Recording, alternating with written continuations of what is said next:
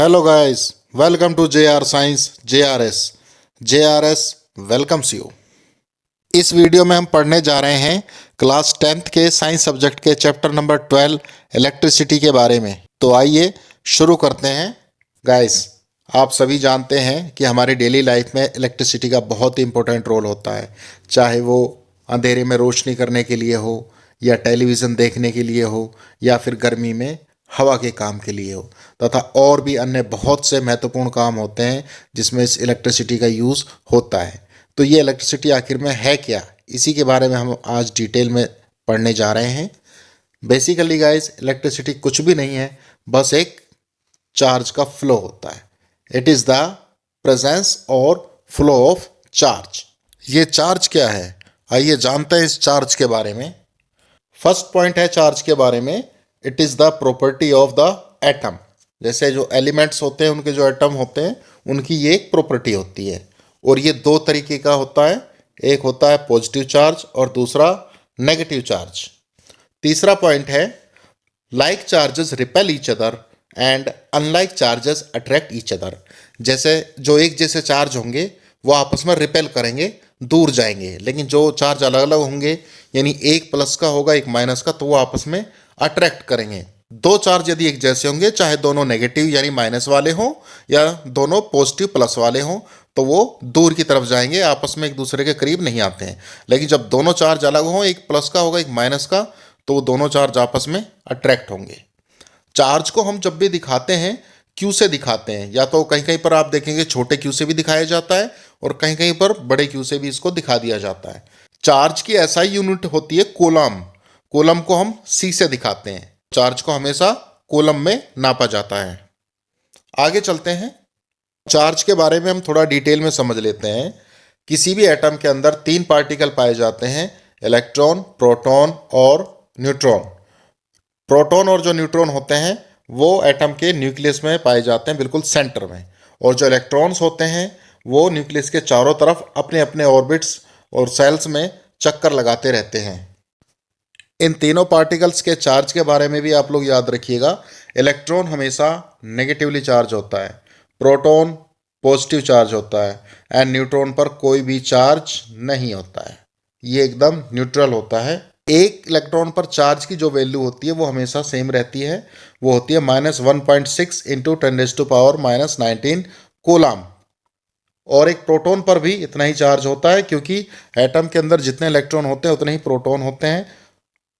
लेकिन जो डिफरेंस होता है वो यही होता है, इलेक्ट्रॉन के ऊपर जो चार्ज होगा उसको हम माइनस में लिख करके शो करते हैं, लेकिन प्रोटॉन का हम प्लस में लिखते हैं। यहाँ पे कोई साइन नहीं लिखा हुआ, तो इसका मतलब ये आपका प्लस में ही है। लेकिन आप इलेक्ट्रॉन के चार्ज के बारे में देखेंगे तो यहाँ पर माइनस लिखा हुआ है, आप देख सकते हैं ये।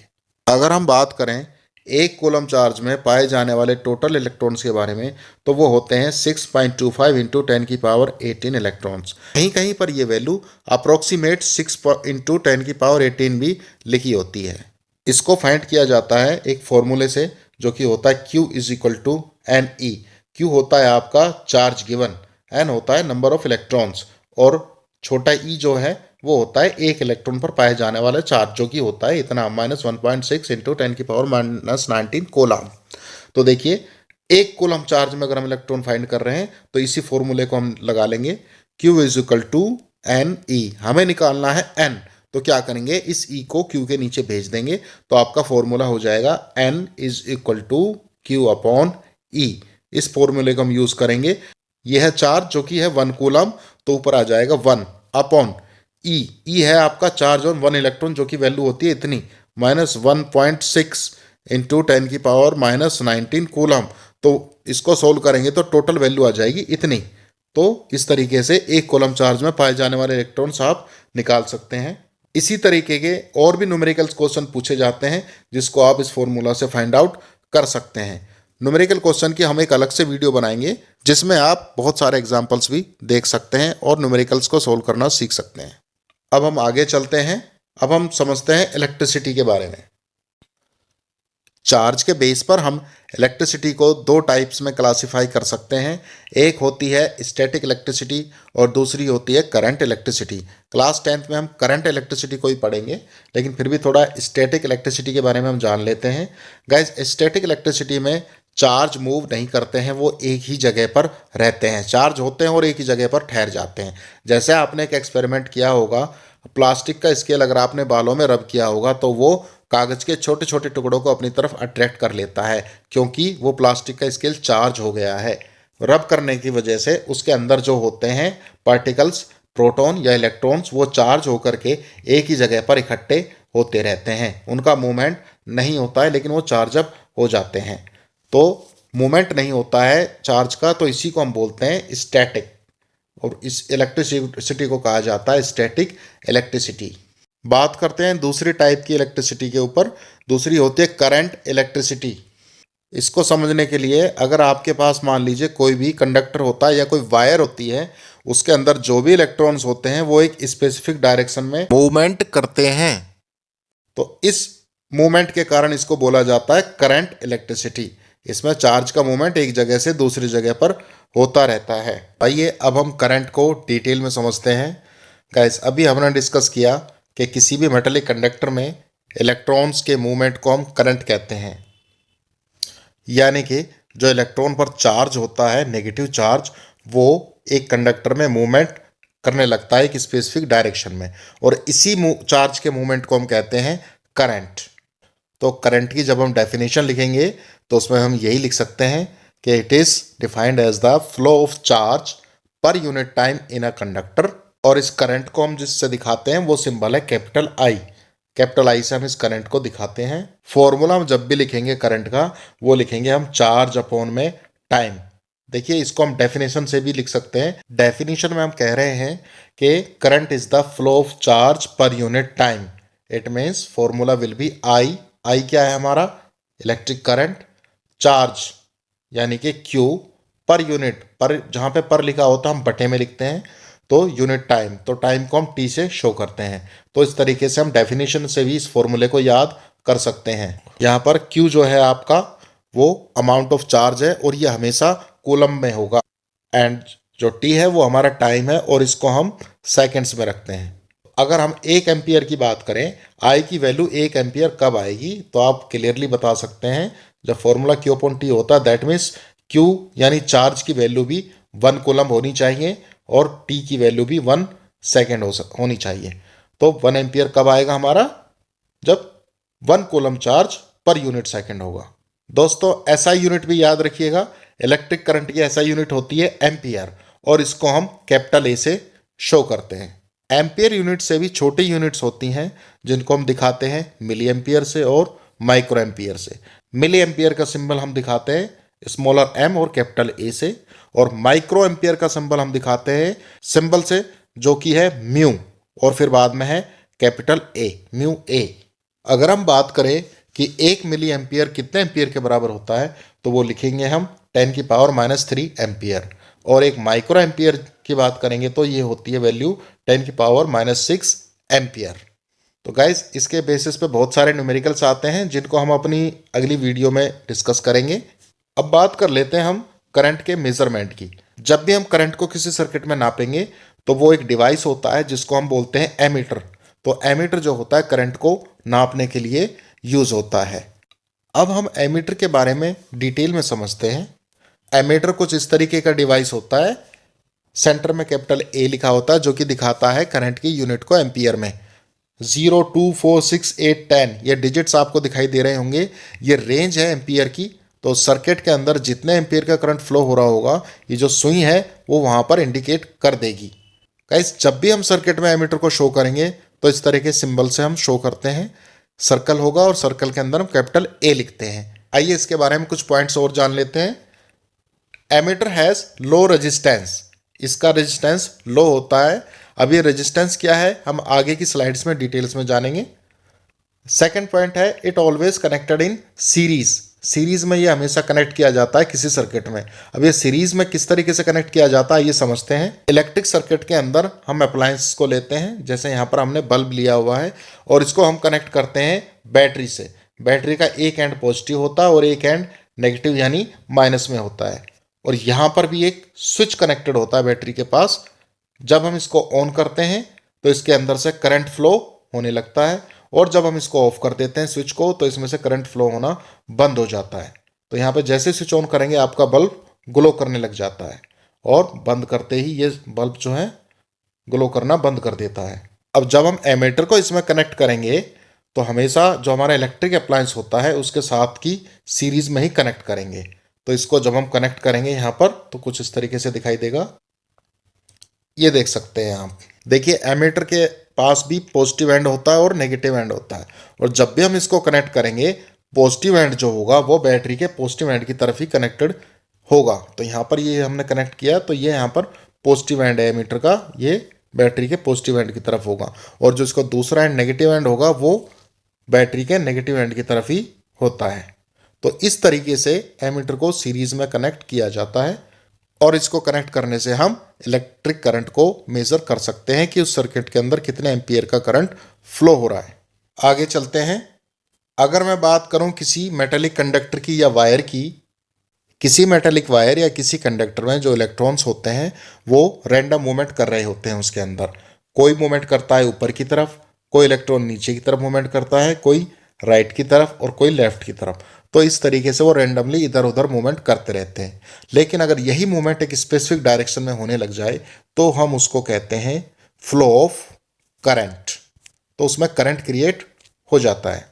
आइए इस कंडीशन को एक एग्जाम्पल से हम समझते हैं। सपोज मैंने एक बीकर लिया और उसमें पानी ऊपर तक भर लिया, इसी तरीके से एक दूसरा बीकर लिया और उसमें भी पानी उसी लेवल तक भरा जो पहले वाले बीकर में मैंने भरा था। अब अगर मैं इन दोनों बीकर के बीच में पानी का फ्लो करवाऊं, मूवमेंट करवाऊं, तो इसमें मूवमेंट होगा? बिल्कुल नहीं होगा, क्योंकि इन दोनों बीकर में जो वाटर का लेवल है वो सेम है। इसी तरीके से मैं यहाँ पर कह सकता हूँ कंडक्टर के अंदर जो इलेक्ट्रॉन्स का लेवल है वो हर जगह सेम है, तो इसमें इलेक्ट्रॉन्स का फ्लो जनरली नहीं होता है, वो वहीं के वहीं रहते हैं। अब एक दूसरी कंडीशन समझिए। सपोज एक बीकर में मैंने पानी लिया जिसमें पानी मैंने ऊपर तक भर लिया है काफ़ी हाई लेवल तक, और दूसरे बीकर में मैंने जो है पानी का लेवल इससे थोड़ा कम रखा हुआ है। अब अगर मैं इसमें वाटर का फ्लो करवाता हूं तो क्या पानी का फ्लो होगा? बिल्कुल होगा, क्योंकि एक बीकर में पानी का लेवल जो है काफी ऊपर तक है और दूसरे में पानी का लेवल नीचे तक है। तो इस बीकर से इस बीकर के अंदर जो है पानी का फ्लो होगा। क्यों होगा?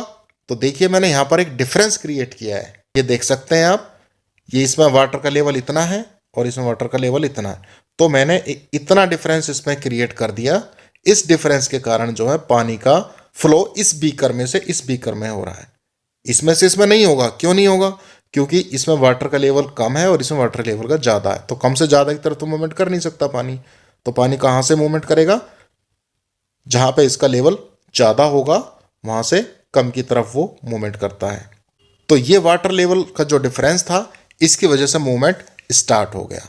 तो गाइस कुछ इसी तरह का डिफरेंस हमें इस मेटेलिक वायर या कंडक्टर में भी क्रिएट करना होता है, जिसके कारण इन इलेक्ट्रॉन्स का फ्लो एक स्पेसिफिक डायरेक्शन में होने लगता है। अब ये डिफरेंस किस तरीके से क्रिएट किया जा सकता है देखते हैं अगली स्लाइड में। यहाँ पर हमने कंडक्टर या एक मेटेलिक वायर को बैटरी से कनेक्ट किया। बैटरी के दो एंड होते हैं, एक होता है पॉजिटिव एंड और दूसरा होता है नेगेटिव एंड। बैटरी को कनेक्ट करते ही आप देख सकते हैं यहाँ पर इलेक्ट्रॉन्स का जो पहले मूवमेंट ऊपर नीचे दाएं बाएं हो रहा था वो अब बंद हो गया है, और सारे इलेक्ट्रॉन्स का मूवमेंट जो है एक स्पेसिफिक डायरेक्शन में होने लगा है। सारे इलेक्ट्रॉन्स जो है इधर की तरफ मूवमेंट कर रहे हैं। अब जैसे ये पहले मूवमेंट कर रहे थे ऊपर नीचे लेफ्ट राइट, उस तरीके से नहीं है, सभी इलेक्ट्रॉन्स का एक स्पेसिफिक डायरेक्शन में मूवमेंट हो रहा है यहाँ पर। तो देखिए इलेक्ट्रॉन्स का फ्लो यहाँ हो रहा है। अब इस तरफ ही क्यों हो रहा है? क्योंकि आप देख सकते हैं इलेक्ट्रॉन्स पर जो चार्ज होता है वो होता है नेगेटिव चार्ज। सभी इलेक्ट्रॉन्स पर नेगेटिव चार्ज है, आप देख सकते हैं। और जो हमने बैटरी कनेक्ट की हुई है पॉजिटिव एंड इधर है और उसका नेगेटिव एंड इधर है, तो हमेशा जो है लाइक चार्जेस रिपेल करते हैं और अनलाइक चार्जेस जो है आपस में अट्रैक्ट होते हैं। इलेक्ट्रॉन्स के पास चार्ज होता है माइनस का और यहाँ पर है हमारा प्लस का एंड, तो माइनस वाला जो है प्लस की तरफ अट्रैक्ट होता है। तो इसलिए जो इलेक्ट्रॉन्स का मूवमेंट होगा बैटरी के पॉजिटिव एंड की तरफ होने लगता है, क्योंकि इधर तो हो नहीं सकता, क्योंकि यहाँ पर है माइनस चार्ज और इलेक्ट्रॉन पर तो माइनस चार्ज ही होता ही है। अब माइनस का माइनस की तरफ तो जा नहीं सकता क्योंकि लाइक चार्जेस रिपेल करते हैं, तो हमेशा अनलाइक चार्जेस जो है अट्रैक्ट होते हैं। उसी तरीके से नेगेटिव चार्ज जो है पॉजिटिव चार्ज की तरफ मूवमेंट करता है। तो इस तरीके से एक यहाँ पर हमने डिफरेंस क्रिएट कर दिया और उसी डिफरेंस के कारण सभी इलेक्ट्रॉन्स का मूवमेंट एक तरफ होने लगा। इस डिफरेंस को क्रिएट करने में हमारी इस बैटरी ने कुछ काम किया, इसने कुछ वर्क किया है और उसी वर्क की वजह से ये डिफरेंस क्रिएट हुआ है यहाँ पर, और इस डिफरेंस को बोला जाता है पोटेंशियल डिफरेंस। अब ये पोटेंशियल डिफरेंस क्या है हम समझते हैं आगे की स्लाइड्स में। गाइस, अभी हमने डिस्कस किया कि किसी भी कंडक्टर में चार्जेस को एक स्पेसिफिक डायरेक्शन में मूवमेंट कराने के लिए बैटरी को वर्क करना पड़ता है और इसी वर्क को हम बोलते हैं पोटेंशियल डिफरेंस। तो इसकी जब भी हम डेफिनेशन लिखेंगे हम लिख सकते हैं कि work done to move a unit charge from one point to another, एक पॉइंट से दूसरे पॉइंट तक ले जाने के लिए चार्ज को जितना कार्य करना पड़ता है उसी को हम बोलते हैं पोटेंशियल डिफरेंस। तो एक चार्ज को एक पॉइंट से दूसरे पॉइंट तक ले जाने के लिए जितना बैटरी को काम करना पड़ता है उसी को हम बोलते हैं पोटेंशियल डिफरेंस। इसको हम कैपिटल V से डिनोट करते हैं और जब भी इसका फॉर्मूला लिखेंगे हम लिख सकते हैं V is equal to work done, work को हम W से दिखाते हैं और चार्ज को Q से दिखाते हैं, तो वर्क अपॉन चार्ज, ये फॉर्मूला हो जाता है हमारा पोटेंशियल डिफरेंस का। यूनिट की बात करते हैं। देखिए फॉर्मूला था W अपॉन Q।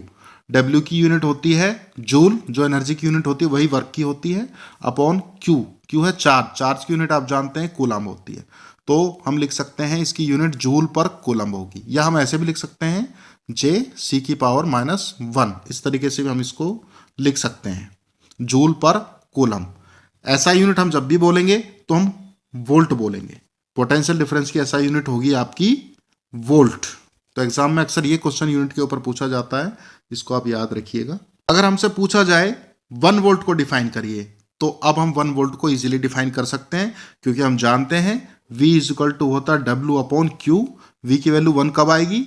जब W की वैल्यू 1 जूल होगी और चार्ज की वैल्यू भी 1 कूलम होगी। तो 1 1 कैंसिल होकर के क्या आ जाएगा? 1 ही आएगा।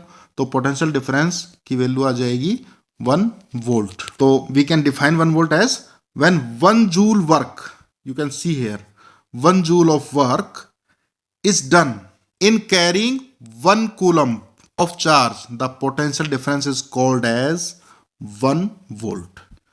इजीली आप इसको डिफाइन कर सकते हैं। और इस पोटेंशियल डिफरेंस को कौन मेंटेन करता है? अब आप जानते हैं that battery maintains the potential difference, और इसी की वजह से इलेक्ट्रॉन्स का एक स्पेसिफिक डायरेक्शन में मूवमेंट होता रहता है। और इसी की वजह से एक मेटेलिक कंडक्टर में इलेक्ट्रॉन्स का मूवमेंट स्पेसिफिक डायरेक्शन में होता है। जितनी बैटरी की पावर ज्यादा होगी उतना ही पोटेंशियल डिफरेंस स्ट्रांग होगा। पोटेंशियल डिफरेंस की जो वैल्यूज हैं वो बैटरी की पावर पर डिपेंड करती हैं। Last point is potential difference is measured by voltmeter. Voltmeter एक डिवाइस होता है, जिस तरीके से हम एमीटर देख रहे थे उसके बीच में लिखा हुआ था A, कैपिटल A, यहां पर लिखा होता है बीच में कैपिटल V। V का मतलब होता है वोल्ट, और जो यहाँ पे रेंज दिखाई गई है -5, 0, 5, 10, 15, ये है आपकी वोल्ट की रेंज। तो इस डिवाइस से यानी वोल्ट मीटर से पोटेंशियल डिफरेंस को मेजर किया जाता है। आइए जानते हैं इस वोल्ट मीटर के बारे में थोड़ा हम डिटेल में। जब भी हम वोल्ट मीटर को किसी सर्किट में दिखाएंगे तो देखिए इस तरह के सिंबल से दिखाते हैं हम। एक सर्कल होगा और सर्कल के अंदर कैपिटल V बना होता है। आइए कुछ इसके बारे में पॉइंट्स हम देख लेते हैं। First point is it has high resistance. Resistance को हम जानेंगे आगे की स्लाइड्स में। इसका रेजिस्टेंस जो होता है काफी हाई होता है, ज्यादा होता है। Second point is it is always connected in parallel. किसी भी सर्किट में ये पैरेलल कॉम्बिनेशन में कनेक्ट किया जाता है। एमीटर का आप देख रहे थे वो कनेक्ट किया जाता था सीरीज में, और ये किया जाता है पैरेलल में। किस तरीके से देखते हैं, ये हमारा कोई सर्किट है, यहाँ पर बल्ब आपको दिखाई दे रहा होगा, बैटरी और एक स्विच है। अब हम इस वोल्ट मीटर को इसमें कनेक्ट करते हैं तो वो कुछ इस तरीके से करते हैं। देखिए यहाँ पर हमारा बल्ब है और इस बल्ब के जो है पैरेलल में हमने इस वोल्ट मीटर को कनेक्ट कर दिया है, तो ये हमेशा पैरेलल में कनेक्ट किया जाता है। एमीटर को हम देख रहे थे वो हो रहा था सीरीज में कनेक्ट, जैसे बल्ब है तो इसी के सीरीज में यहीं पर हम कनेक्ट कर रहे थे एमीटर को, लेकिन वोल्ट मीटर होगा जो वो इसके पैरेलल में कनेक्ट किया जाता है। थर्ड पॉइंट देख लेते हैं इसके बारे में। थर्ड पॉइंट है current always flow from higher potential to lower potential. पिछली स्लाइड्स में हमने एक एग्जांपल डिस्कस किया था। उस एग्जांपल में हमने दो कंडीशन ली थी। पहली कंडीशन में हमने 2 बीकर लिए थे और उन दोनों बीकर में वाटर का लेवल बिल्कुल सेम था। तो हम देख रहे थे कि उसमें मूवमेंट नहीं हो रहा था वाटर का किसी भी बीकर से किसी भी बीकर के अंदर। लेकिन हमने दूसरी कंडीशन ली। दूसरी कंडीशन में हमने एक बीकर के अंदर का पानी का जो लेवल है वो कम कर दिया, नीचे ले आए हम उस लेवल को, और दूसरे बीकर में पानी का लेवल उससे थोड़ा ज़्यादा ही रहा। तो यहाँ पर हमने देखा वाटर का मूवमेंट होने लगा ज़्यादा वाटर के लेवल वाले बीकर से कम वाटर लेवल वाले बीकर की तरफ। क्यों होने लगा? क्योंकि हमने यहाँ पर एक हाइट का डिफरेंस क्रिएट कर दिया। इस डिफरेंस की वजह से फ्लो होने लगा इसमें वाटर का। तो इसी तरीके से जिस तरीके से हाई वाटर लेवल से लो वाटर लेवल की तरफ मूवमेंट हो रहा था, यहाँ पर सर्किट में भी करंट का जो फ्लो होगा हाई पोटेंशियल से लो पोटेंशियल की तरफ होगा। और ये पोटेंशियल डिफरेंस मेंटेन किसके द्वारा किया गया है? वो किया गया है आपकी बैटरी के द्वारा। तो आई थिंक ये आपको क्लियर हो गया होगा पॉइंट। करंट जब भी फ्लो करेगा हाई पोटेंशियल से लो पोटेंशियल की तरफ मूवमेंट करेगा। आगे चलते हैं। अब हम समझेंगे ओम्स लॉ के बारे में। ओम्स लॉ को समझने के लिए एक बार फिर से हम बीकर वाली कंडीशन को स्टडी करेंगे और उसके बाद जो है हम ओम्स लॉ के रिप्रेजेंटेशन को देखेंगे। बीकर की एक कंडीशन है हमारी ए, जिसमें एक हमने बीकर लिया और उसको पूरा पानी से हमने भरा हुआ है। फिर इसके बाद हमने दूसरा बीकर लिया और उसमें पानी का लेवल पहले वाले से थोड़ा सा कम है और हमने फिर इसमें फ्लो कराया। तो हम देखेंगे जो पहला वाला बीकर है लेफ्ट साइड वाला, उसमें से पानी जो है फ्लो होगा दूसरे वाले बीकर पे जो राइट साइड में है। इसी तरीके से हम एक दूसरी कंडीशन लेते हैं, कंडीशन बी, जिसमें हमने एक बीकर जो है ठीक उसी तरीके से पूरा पानी से भरा है और उसका लेवल काफ़ी ऊपर है, और दूसरा बीकर जो हमने लिया है उसमें पानी का लेवल जो है काफ़ी कम है और फिर हम इसमें फ्लो कराते हैं। तो जब भी फ्लो होगा इसमें तो वो उस बीकर से फ्लो होगा जिसमें पानी का लेवल ज़्यादा है और उस तरफ जाएगा जिसमें पानी का लेवल कम है। तो अगर मैं यहाँ पर बात करूँ कि किस कंडीशन में पानी का फ्लो ज़्यादा होगा, तो आप ऑब्वियसली कह सकते हैं कि इस वाली कंडीशन में पानी का फ्लो ज़्यादा होगा, क्योंकि इनके बीच में जो है डिस्टेंस ज़्यादा है दोनों बीकर के वाटर के लेवल में। और पहले वाली कंडीशन में क्या था, जो डिफरेंस था वो बहुत ही कम था। तो यहाँ पर जो है फ्लो कम होता है और कंडीशन बी में जो है फ्लो ज़्यादा होता है। ठीक इसी तरीके से ओम्स लॉ काम करता है। जहाँ पर पोटेंशियल डिफरेंस जो है आपका ज़्यादा होगा तो आपका करंट भी ज़्यादा फ्लो करेगा। जैसे यहाँ पर हाइट का डिफरेंस ज़्यादा था तो यहाँ पर जो है वाटर का फ्लो ज़्यादा कर रहा था। ठीक इसी तरीके से पोटेंशियल डिफरेंस अगर ज़्यादा होगा तो करंट भी ज़्यादा फ्लो करेगा। तो ये डायरेक्टली प्रोपोर्शनल होता है वी आई के। ये डायरेक्टली प्रोपोर्शनल का साइन है। इसका मतलब अगर आई बढ़ेगा यानी करंट बढ़ेगा तो आपका साथ के साथ ही पोटेंशियल डिफरेंस भी बढ़ेगा। अगर आपका करंट जो है कम होगा तो पोटेंशियल डिफरेंस भी कम होगा। तो आइए अब हम ओम्स लॉ को डिफाइन करते हैं। ओम्स लॉ को हम जब भी डिफाइन करेंगे तो हम कहेंगे कि potential difference across 2 points of a metallic conductor is directly proportional to the current passing through the circuit. तो ये देखिए हमने लिखा है V is directly proportional to I यानी current, provided its temperature should remain constant. ये condition है कि टेम्परेचर जो है कांस्टेंट रहना चाहिए। अगर कोई भी आपका मेटालिक वायर है, अगर इसमें टेम्परेचर बहुत ज़्यादा हो जाएगा तो ये वायर गर्म हो जाएगा। तो ये गर्म नहीं होना चाहिए और ये डिपेंड करेगा क्वालिटी पर कि वायर जो है किस क्वालिटी का है, किससे बना है। तो गाइस हमने यहाँ पर लिखा V is directly proportional to I। तो ये जो प्रोपोर्शनलिटी का साइन आपको बीच में दिखाई दे रहा है, इसको हटाने के लिए हम एक कांस्टेंट को लगाते हैं। तो जो कांस्टेंट होगा वो होता है हमारा R। तो अब हम लिख सकते हैं V is equal to I R। तो हमने R यहाँ पर लगाया कांस्टेंट, तो इस तरीके से फॉर्मूला बन गया हमारा V is equal to I R। R जो है हमारा ये है रेजिस्टेंस। तो V is directly proportional to I। इस प्रोपोर्शनलिटी के साइन को हटाने के लिए लगा दिया हमने R। तो formula finally V is equal to I R हो गया and R is the resistance of wire और एनी कंडक्टर। अब हम इसके ग्राफिकल रिप्रेजेंटेशन की बात कर लेते हैं। तो जब भी हम ग्राफ प्लॉट करेंगे, y एक्सिस पर हम ले रहे हैं पोटेंशियल डिफरेंस को यानी V को, और x एक्सिस पर हमने लिया I। तो जब भी ग्राफ बनेगा वो एक स्ट्रेट लाइन ही आएगा। जब भी अगर कोई दो एंटिटी डायरेक्टली प्रोपोर्शनल होती हैं तो उनके बीच का जो ग्राफ होगा वो स्ट्रेट लाइन आएगा। अब ये स्ट्रेट लाइन हमने यहाँ बनाई है, ये स्ट्रेट लाइन ऐसे भी हो सकती है, ये ऐसे भी हो सकती है। तो स्ट्रेट लाइन कैसी भी हो सकती है, लेकिन कंडीशन ये है कि लाइन जो है बिल्कुल स्ट्रेट होनी चाहिए, ऐसे मुड़ी थोड़ी इस तरीके से ये नहीं होनी चाहिए, हमेशा लाइन जो है स्ट्रेट होगी। तो ये आप याद रखिएगा। अब यहाँ पर एक बात गौर करने की है कि ये जो रेजिस्टेंस हम देख रहे हैं आर, इसका सामना हमारा 3 जगह हो गया है। एक बार तो हमारा सामना हुआ है इसका जब हमने एमीटर के बारे में पढ़ा था, और दूसरी बार हमने वोल्ट मीटर के बारे में पढ़ा था। अब ये जो है तीसरी बार आ गया रेजिस्टेंस। तो आइए अब इस रेजिस्टेंस के बारे में हम डिटेल में जानते हैं।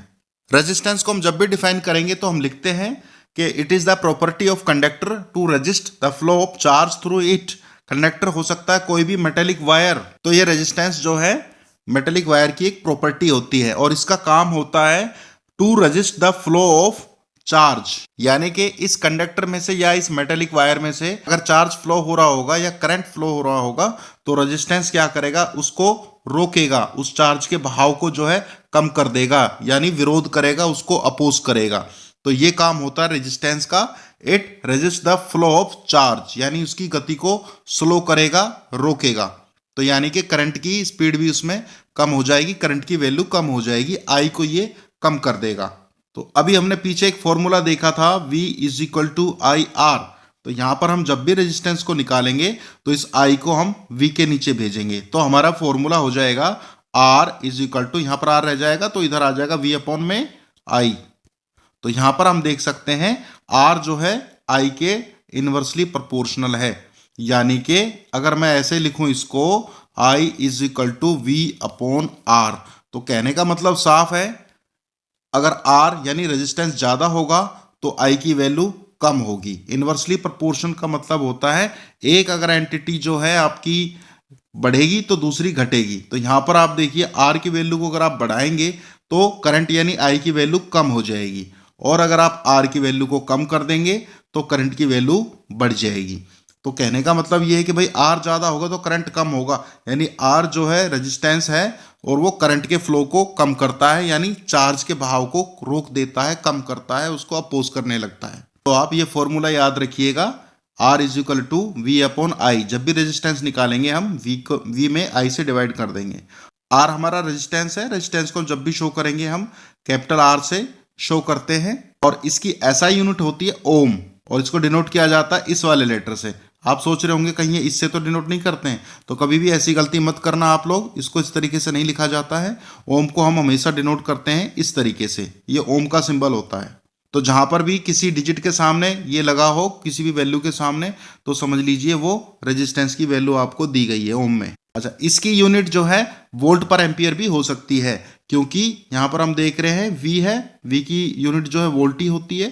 V हमारा क्या है, पोटेंशियल डिफरेंस, वोल्ट होगी, और अपॉन में है I, तो यानी वोल्ट अपॉन में एम्पियर भी इसकी यूनिट हम लिख सकते हैं। लेकिन जब भी ऐसा यूनिट लिखने की बात होगी तो हम हमेशा लिखेंगे ohm, SI unit of resistance will be ohm. अब गाइस आप वीडियो देख रहे हैं, जब तक आपके लिए मेरा एक छोटा सा क्वेश्चन है, ये आपने एक्सप्रेशन देखी है रेजिस्टेंस की, तो अब आप इस एक्सप्रेशन के बेस पर 1 ओम को डिफाइन कीजिए। आपको थोड़ा सा वक्त दे रहा हूं मैं, फिर थोड़ी देर में इसका हम आंसर लिखेंगे इसमें, तब तक आप खुद से डिफाइन करके कमेंट बॉक्स में लिखिए। तब तक हम थोड़ा आगे चलते हैं, वापस आकर के आंसर देखते हैं इसका। बात करते हैं हम रियोस्टेट की। रियोस्टेट जो एक डिवाइस होता है जो इस तरीके का होता है, आपने लैब में देखा होगा। It is an electronic device use to control the current by changing और change the resistance in a circuit. ये रेजिस्टेंस को जो वेरी करता है उसको कम ज्यादा करता है। तो इससे क्या होता है, करंट जो है कंट्रोल में होता है। करंट को हम जब भी कम करना चाहेंगे तो रेजिस्टेंस की वैल्यू हम इससे बढ़ा सकते हैं, और जब करंट हमें ज्यादा करना होगा तो रेजिस्टेंस की वैल्यू हम इससे कम कर सकते हैं। तो ये कहलाता है आपका रियोस्टेट। अब बात करते हैं हम उन फैक्टर्स के बारे में जिनके ऊपर जो है रेजिस्टेंस डिपेंड करता है। गाइस जब भी रेजिस्टेंस डिपेंड करेगा वो 3 फैक्टर्स के ऊपर करेगा। पहला फैक्टर है किसी भी हमारे कंडक्टर या वायर की लेंथ। सेकंड फैक्टर है उस कंडक्टर या वायर का क्रॉस सेक्शनल एरिया, जिसको हम ए से डिनोट करते हैं, और लेंथ को हमने ऊपर जो है एल से डिनोट किया है। और तीसरी जो प्रॉपर्टी है वो होती है nature of the material of conductor और वायर। कि वायर किस मटेरियल का है, वो एल्युमिनियम का है या कॉपर का है या आयरन का है, ये डिपेंड करेगा उसके ऊपर जो है। ये देखें यहाँ पर हमारा ये कोई जो है वायर या मेटेलिक कंडक्टर है, यहाँ पर ये इसकी लेंथ है इस वायर की, this is the length and this is the cross sectional area जिसको हम ए से डिनोट करते हैं, लेंथ को एल से डिनोट करते हैं। आइए अब हम जानते हैं कि रेजिस्टेंस हमारा इन तीनों फैक्टर्स पर किस तरीके से डिपेंड करता है। देखिए जो पहला फैक्टर होता है लेंथ, रेजिस्टेंस जो होता है डायरेक्टली प्रोपोर्शनल होता है उसके, यानी R is directly proportional to L। तो यहां पर हम लिखते भी हैं इस तरीके से, आप देख सकते हैं directly proportional to length of the conductor. And second point जो था क्रॉस सेक्शनल एरिया, उसके वो इनवर्सली प्रोपोर्शन होता है, यानी कि अगर क्रॉस सेक्शनल एरिया जो है ज्यादा होगा तो रेजिस्टेंस आपका कम होगा, और अगर ये क्रॉस सेक्शनल एरिया कम होगा तो आपका रेजिस्टेंस ज्यादा होगा। ऊपर वाले केस में अगर लेंथ ज्यादा होगी तो आपका रेजिस्टेंस भी ज्यादा होगा, अगर लेंथ कम होगी तो रेजिस्टेंस भी कम होगा, यानी ये डायरेक्टली प्रोपोर्शन होता है। तीसरा फैक्टर है nature of the material of the conductivity of wire. आइए इसको हम अगली स्लाइड्स में जानेंगे। तो हम तीनों फैक्टर्स पर किस तरीके से डिपेंड करता है रेजिस्टेंस हम ये जान चुके हैं। तो मैथमेटिकली अगर हमें लिखना हो तो इस तरीके से हम लिखते हैं R is directly proportional to length of the conductor and then R is inversely proportional to the area of cross section of the metallic conductor और any wire. Then expression comes out to be finally R is equal to rho L upon A। देखिए जब भी हम proportionality का sign को हटा के equal में कन्वर्ट करते हैं तो हमेशा जो है एक कांस्टेंट लगाना पड़ता है। तो यहाँ पर हमने जो कांस्टेंट लगाया है वो है रो, इसको हम बोलते हैं रो, RHO, इसको ये प्रोनाउंस करते हैं। दैट इज द रेजिस्टिविटी, इसको हम बोलते हैं रेजिस्टिविटी ऑफ एनी मटेरियल। ये डिपेंड करेगा कि वायर जो है किस टाइप के मटेरियल का है, वो कॉपर का है, एल्युमिनियम का है या आयरन का है या किसी और का है। तो ये हमेशा डिपेंड करेगी मटेरियल ऑफ एनी कंडक्टर और वायर के ऊपर।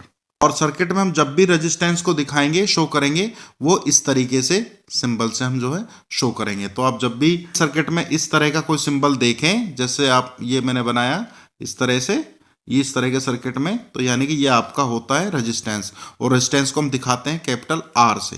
तो इस फॉर्मूले को आप जो है याद रखिएगा, that is the formula of resistance, जो डिपेंड करता है तीन फैक्टर पर। हमें सीधे सीधे इस फॉर्मूले में नजर आ रहे हैं, क्या है, लेंथ है, क्रॉस सेक्शनल एरिया है, और तीसरा जो है रेजिस्टिविटी है। Rho is the constant of proportionality which is called as the electrical resistivity of the material of conductor और वायर। ये क्वेश्चन जो है अक्सर एग्जाम में पूछा जाता है, व्हाट इज द रेजिस्टिविटी। तो यहां से आप इसकी डेफिनेशन को याद कर सकते हैं और एग्जाम में भी लिख सकते हैं। अब आगे बढ़ने से पहले हम उस क्वेश्चन का आंसर देख लेते हैं जो मैंने आपको कमेंट बॉक्स में लिखने को बोला था। मैंने कहा था कि आप 1 ओम को डिफाइन करके लिखिए, तो उसका आंसर होगा if the potential difference across the two ends of a conductor is 1 volt and the current through it is 1 ampere then the resistance of a conductor is 1 ohm. देखिए R का formula है V upon में I। तो R की value 1 ohm कब होगी, जब V की वैल्यू भी 1 वोल्ट होगी और I की वैल्यू भी 1 एम्पियर होगी। तभी तो ये दोनों जो है कैंसिल होकर के 1 आ जाएगा, और यूनिट होती है R की रेजिस्टेंस की ओम, तो ये हमने ओम लिख दी। तो R जो है 1 ओम कब होगा, जब आपका पोटेंशियल डिफरेंस 1 वोल्ट होगा और करंट 1 एम्पियर का होगा। तो इसीलिए इस तरीके से ये डेफिनेशन बनी है, जिसमें लिखा गया है if the potential difference across the two ends of a conductor is 1 volt and the current through it is 1 ampere then the resistance of a conductor is 1 ohm. तो आपने अपना आंसर चेक कर लिया होगा। तो चलिए आगे चलते हैं। अब हम जानते हैं इस रेजिस्टिविटी के बारे में डिटेल में कि रेजिस्टिविटी आखिर क्या है और किस तरीके से इसका इफेक्ट होता है रेजिस्टेंस के ऊपर। तो देखिए, it is the fundamental property of material that resist the flow of the electric current.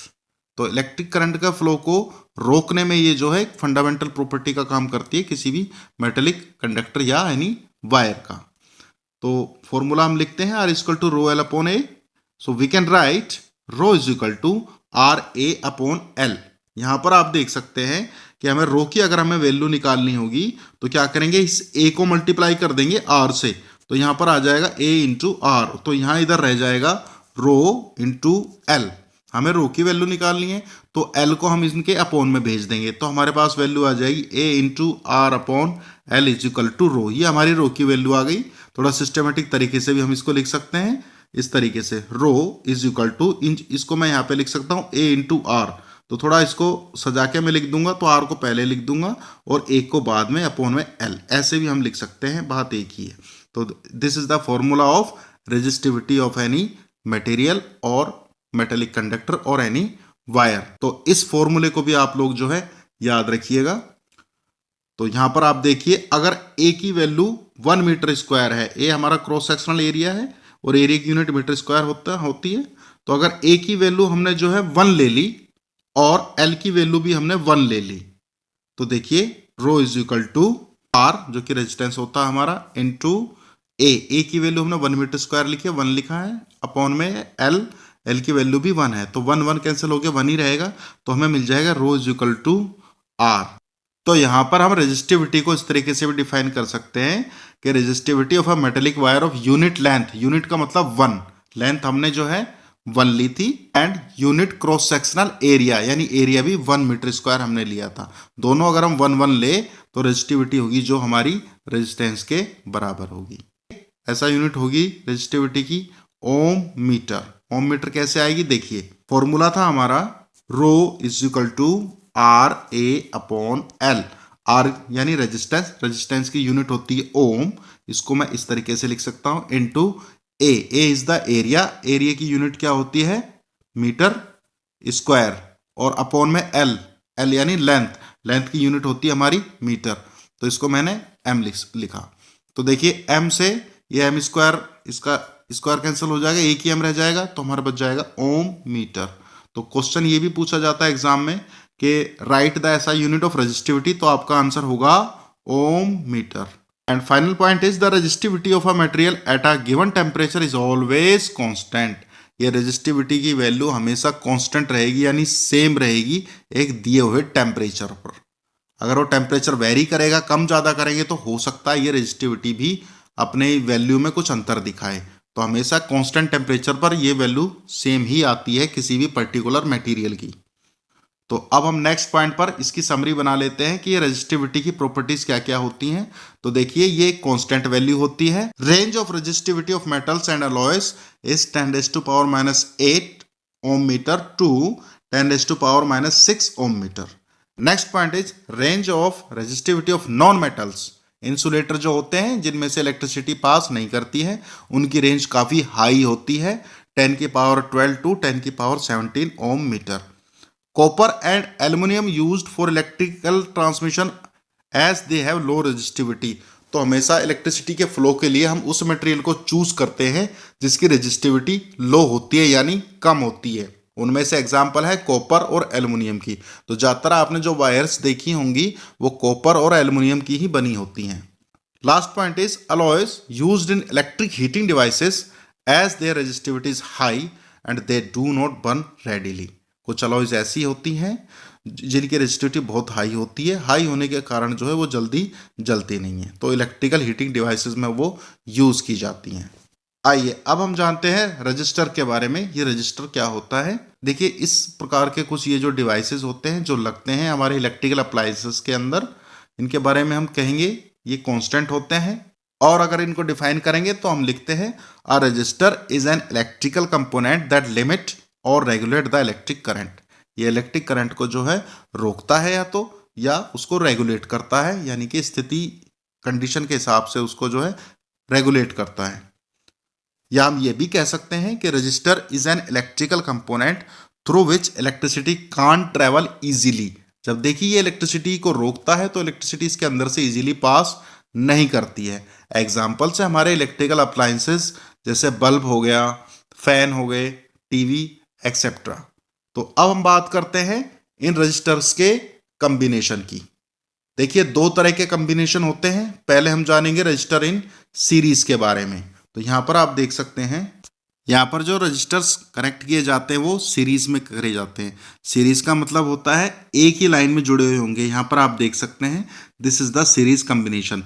R1 जो डिनोट करता है रजिस्टर को, register first, R2 is register second और R3 is the register third. तो इस तरीके से ये जुड़े होते हैं किसी भी इलेक्ट्रिकल सर्किट में। तो देख लेते हैं, यहाँ पे सर्किट भी हमारे पास, ये इलेक्ट्रिकल सर्किट है, ये यहाँ पे तीनों रेजिस्टेंस हमने ज्वाइन कर दिए सर्किट के अंदर, यहाँ पर की लगा दी हमने। दिस इज योर बैटरी, जो कि पोटेंशियल डिफरेंस क्रिएट करती है करंट के फ्लो के लिए। ये हमारी इलेक्ट्रिसिटी पास हो रही है। इलेक्ट्रिसिटी जब भी चलेगी वो बैटरी के पॉजिटिव एंड से चलती है इस तरीके से। और ये कब चलेगी? जब स्विच ऑन होगा हमारा। ये स्विच ऑन का सिंबल है। अगर स्विच ऑफ होगा तो स्विच ऑफ होने का सिंबल हमेशा ये रहता है। और जब भी हम ऑन करेंगे, इसको ऑन दिखाएंगे, यानी करंट फ्लो हो रहा होगा, तो हमेशा इसमें बीच में एक डॉट बना देंगे। तो इसका मतलब जो है उस सर्किट के अंदर जो करंट फ्लो होने लग गया है। यह है क्लोज सर्किट। और जो हमने पहले बनाया था जिसमें करंट फ्लो नहीं हो रहा था, इसको हम बोलते हैं ओपन सर्किट। तो इसको भी आप लोग याद रखिएगा। इस सर्किट में एक बात आप लोग ध्यान रखिए, जो आई यानी हमारा करंट फ्लो कर रहा है, यहाँ से पोटेंशियल डिफरेंस क्रिएट हो रहा है, तो हमेशा ये पॉजिटिव एंड की तरफ से निकलता है और ये नेगेटिव एंड की तरफ जो है फ्लो करता है। इस तरीके से नेगेटिव एंड की तरफ फ्लो करके आता है वापस। तो ये सर्कुलेशन पूरा होता है। यहाँ पर हम जो देख रहे हैं पूरे सर्किट में जो है करंट सेम फ्लो कर रही है। यानी यहाँ पर आई है तो वो यहाँ पर भी आई होगी, यहाँ पर भी आई फ्लो कर रही होगी, यहाँ पर भी आई फ्लो कर रही होगी। क्यों कर रही होगी? क्योंकि कहीं पर भी जो है इस करंट का जो सर्किट का रास्ता है कहीं किसी दूसरी जगह नहीं जा रहा है, एक ही रास्ता है टोटल। यहां से निकल के ये इस तरीके से ऐसे आ रहा, तो करंट भी पूरे सर्किट में सेम ही फ्लो कर रहा है थ्रू आउट द सर्किट। तो अब ये जो पोटेंशियल डिफरेंस यानी जो वोल्टेज यहां से बैटरी क्रिएट कर रही है, ये R1 जो होगा ये एक अलग वोल्टेज यूज कर रहा होगा, R2 अलग वोल्टेज और R3 अलग वोल्टेज यूज कर रहा होगा। ये तीनों अपने हिसाब से अलग अलग वोल्टेज यूज करते हैं। तो R1 जो वोल्टेज करेगा उसको हम शो करेंगे V1 से, R2 जो यूज करेगा वोल्टेज वो V2 से हम शो करेंगे, और R3 जो यूज करेगा उसको हम V3 से यूज। अब हम जो है टोटल इसका वोल्टेज अगर हम निकालेंगे तो इन तीनों को प्लस कर देंगे, जोड़ देंगे।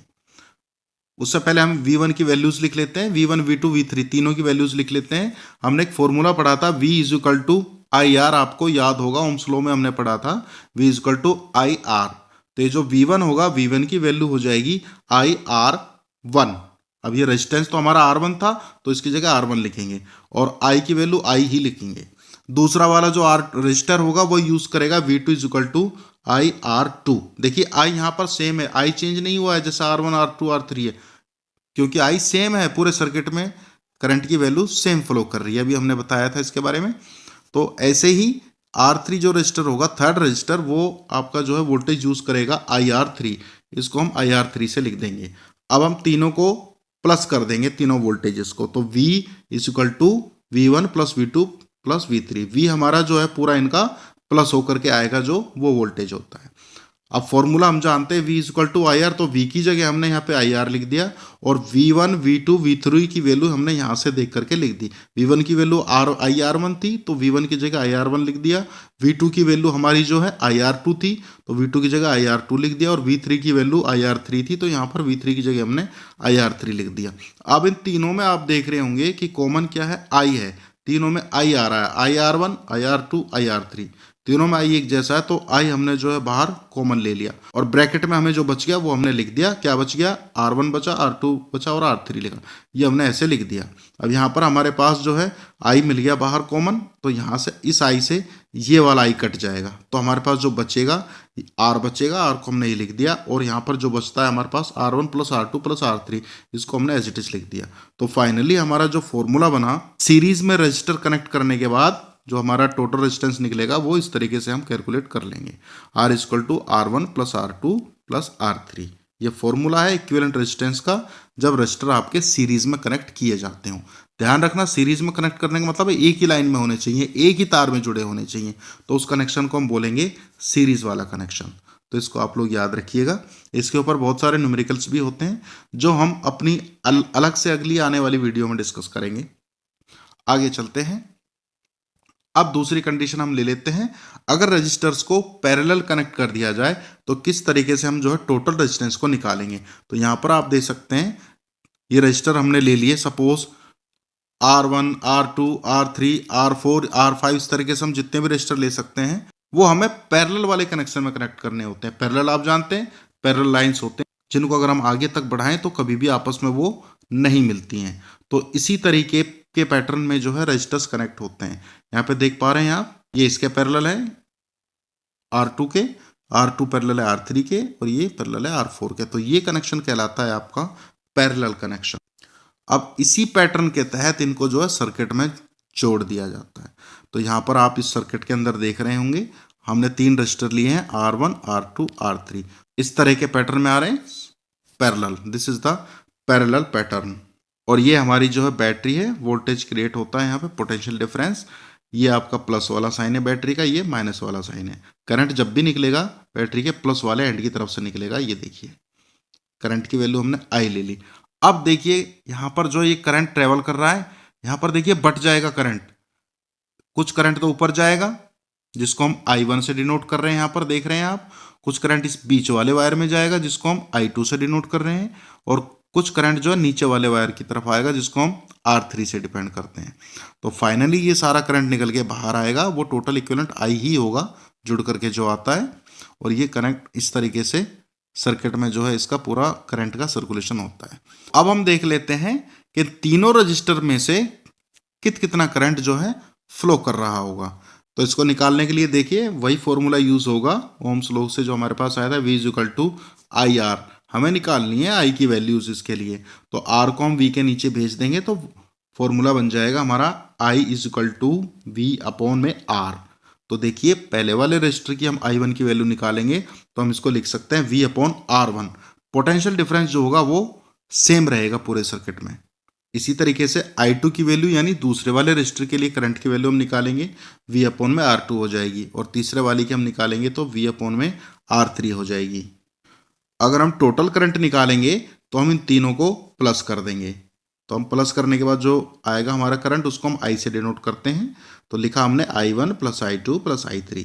तीनों की वैल्यूज I1, I2, I3 जो वैल्यूज हमने यहाँ पर लिखी थी वो वैल्यूज हमने यहाँ पर फिट कर दी। I1 की वैल्यू थी आपकी V/R1, ये हमने यहाँ पे लिख दिया। I2 की वैल्यू थी V/R2, ये हमने I2 की जगह लिख दिया। और I3 की वैल्यू थी V/R3, तो ये हमने I3 की जगह लिख दिया। अब इन तीनों में देखिए क्या कॉमन नजर आ रहा है, आपको दिख रहा होगा V की वैल्यू सेम है जो तीनों में एक जैसी है यानी कॉमन है। तो इस V को उठा करके हमने बाहर ले लिया। देखिए यहाँ पे ठीक से बताता हूँ, यहाँ पे हमने क्या लिखा था, V/R = V/R1 प्लस में V/R2 प्लस V/R3। तो देखिए यहाँ पे हम देख रहे हैं तीनों में V कॉमन है, इसमें भी V है, इसमें भी V है, इसमें भी V है। तो उठा के मैंने V को बाहर कॉमन ले लिया। तो अब अंदर जो बचा हम वो लिख लेते हैं। यहाँ से V उठाया तो ऊपर तो 1 बचेगा, नीचे है R1 तो 1/R1 लिख देंगे। ऐसे ही दूसरे वाले का V हमने बाहर कॉमन ले लिया तो ये बचेगा 1 प्लस में R2 प्लस में तीसरे वाला का भी इसी तरीके से 1/R3। तो हमारे पास ये फाइनली बच जाएगा। तो यहाँ पर इस तरीके से V कॉमन आया, ये हमने यहाँ पे लिखा हुआ है। तो ये V उठा के बाहर ले लिया।